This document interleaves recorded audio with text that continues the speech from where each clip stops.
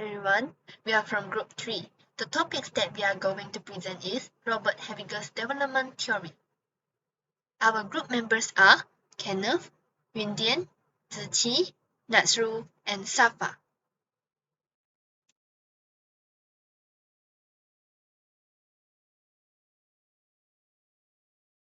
Hello everyone. So today we are going to discuss about Robert Havighurst's development theory. Yundian, can you introduce to us what is this theory? Hi everyone. In this video, we are going to discuss about Robert Havighurst's development theory. Do you know that there are actually many theories around the world who are actually responsible for contributing in this developmental task theory? Robert Havighurst, an educator and expert on human development and aging, is one of the theorists who elaborated on this development theory in the most systematic and extensive manner. The main belief of Robert Havighurst's developmental theory is that development of a person is continuous throughout their whole life. As we can see, people change a lot from when they are babies to when they are adults. This development will occur in stages. A person will move from one stage to the next stage by means of successful resolution of problems or performance of certain developmental tasks. This task is typically encountered by most of the people in that culture where that person belongs. According to Robert Havighurst's developmental task theory, when people successfully accomplish the developmental task at a stage, they feel pride and satisfaction. They also earn the approval of their community or society. This success provides a sound foundation that allows these people to accomplish the task that they will encounter at later Havighurst developmental stages. On the other hand, when people fail to accomplish the developmental task at a stage, they are often unhappy and will not get approval from the society. This results in the subsequent experience of difficulty when faced with succeeding developmental tasks at later Havighurst developmental stages. however, developmental tasks at each step are influenced by several factors, which will be explained in the next part.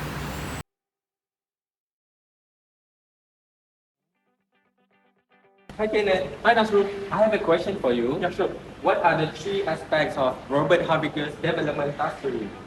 Well, in this theory, Robert Havighurst proposed a biopsychosocial model of development. They are the biological, the psychological, and the sociological aspects. Wow, it sounds complicated, right? So what is meant by all of these aspects? In the biological aspect, it refers to an innate ability to perform the activities based on the biological development that depends on maturation and genetically determined factors. For example, learning how to walk, exercising controls over bodily functions, and eating or chewing. From the psychological aspect, it refers to a person's maturing personality and psyche, which are embodied in his or her personal values and goals. An individual's personality and interests will also influence the tasks required to develop successfully. For example, someone who is more motivated by money and riches may face different developmental tasks than someone who puts more value into personal relationships or self-development. This concludes that psychological influences may also lead an individual to prioritize some developmental tasks over others. Kenneth, can you explain to me what are the social aspects? Social influences means that the personal development arises from the unique social-cultural standards, which different cultural environment will influence different developmental aspects. For example, someone who belongs to an agricultural community might make the preparations for an occupation, such as becoming a farmer, at an early stage. Members of an industrialized society, on the other hand, require longer and more specialized preparation for an occupation.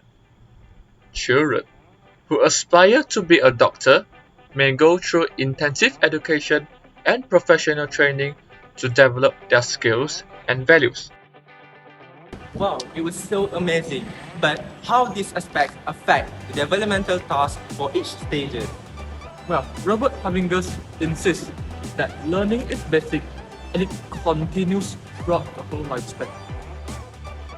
Growth and development occurs in 6 stages. Each development task for the stages differ from each other depending on the cognitive, affective, and psychomotor differences. Here are the differences.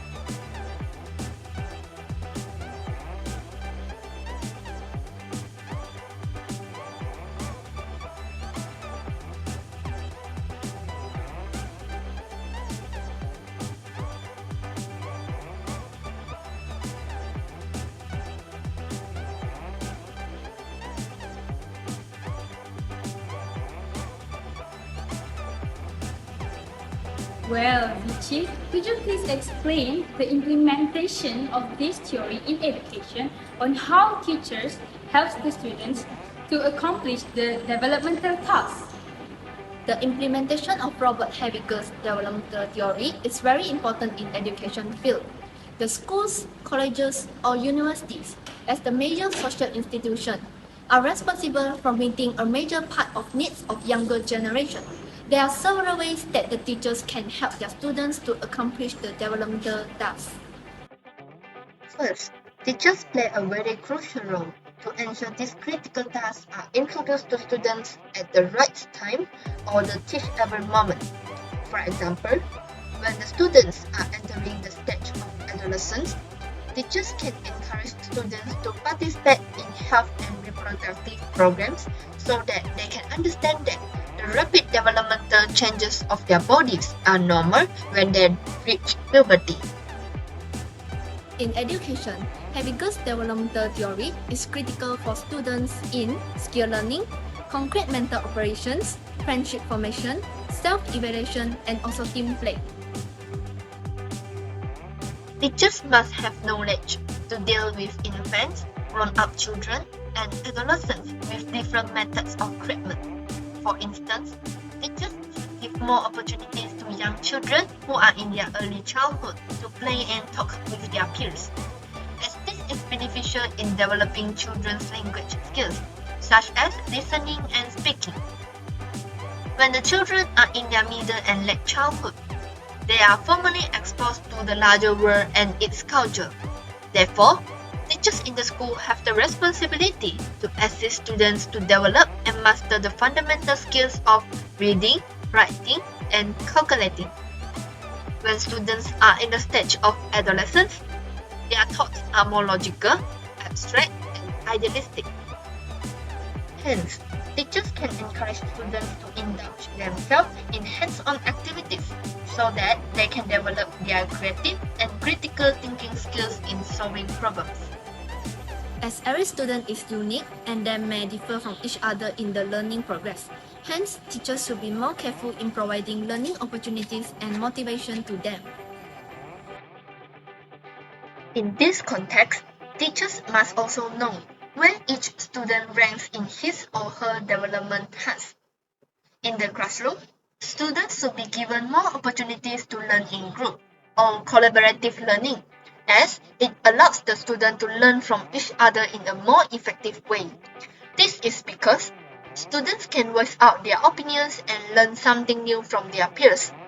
Meanwhile, it helps to enhance students' communicative skills which is important for them to accomplish the development task. Students should not be taught with the same method in the same learning atmosphere, but should adopt modern and effective methods of instruction from the teachers. In this context, teachers should always play the role as facilitator and provide assistance gradually to students when they meet difficulties in accomplishing their development tasks. On top of that, as an educators, teachers should allow and encourage students to do whatever they want as long as it is safe to do so. In 2001, over a dozen athletes were gathered by researchers from Bloomsburg University of Pennsylvania who examined their performance with and without encouraging words. What was the outcome? When the athletes were encouraged, they performed much better. This is also applicable in the classroom. Students who are encouraged are more likely to do well on tests and other tasks. Teachers should avoid few things that may discourage the students in achieving the developmental tasks, such as comparing a student with their peers. Making the students feel like they have a role is an important aspect of motivating them. Students will feel more respected and engaged if they are given greater responsibility in the classroom. In addition, teachers should provide a positive environment that enables the students to master key developmental tasks. Self-reliance and adaptability can be fostered by developing a positive environment. Poor language development, behavioral issues, aggression, anxiety, and depression have all been related to a negative environment. This has a long-term impact on their education and employment prospects as adults. Teachers should assist students in enjoying the learning process. Praise them for their efforts rather than their accomplishments. Provide opportunities for them to learn and pursue their passions and encourage them to speak up. A good environment not only allows students to engage in experiential learning outside of the classroom, but it also allows them to create connections and apply their knowledge in the real world. The interdependence of social, ecological, economic, cultural, and political issues is easier to see in a positive setting. Students will be better prepared for the next stage of their growth. Sometimes there are students who are unable to deal with certain developmental tasks. It is not necessarily caused by themselves, but also can be caused by the pedagogical environments that they have been growing in. These students are not sufficiently supported by their families in developing their personal abilities. Therefore, when a student is found to be below expected development level, the teacher can discuss the student's needs with the parents, other teachers, as well as school administrators in assisting the student to solve the issues encountered in accomplishing developmental tasks.